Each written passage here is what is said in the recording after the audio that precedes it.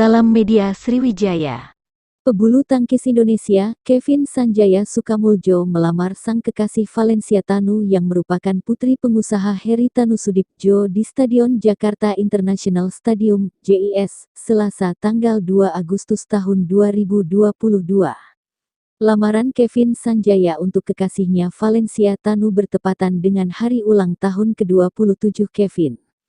Kevin menyewa satu stadion yang berkapasitas 82.000 penonton untuk prosesi romantisnya. Di dalam stadion pun sudah disiapkan dekorasi yang cantik untuk melamar Valencia. Kevin mengajak Valencia ke tengah lapangan hijau JIS yang sudah dihiasi dengan dekorasi bunga, lalu ia bersimpuh di hadapan Valencia dan melamar sang kekasih.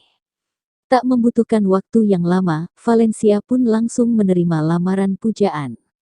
Kevin Sanjaya atau yang akrab disapa The Minions melamar sang kekasih Valencia Tanu Sudibjo di Jakarta International Stadium, Selasa tanggal 2 Agustus tahun 2022.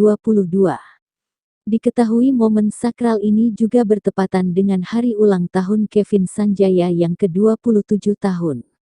Seperti diketahui bahwa Valencia Tanu Sudibjo ini merupakan putri dari Heri Tanu Sudibjo.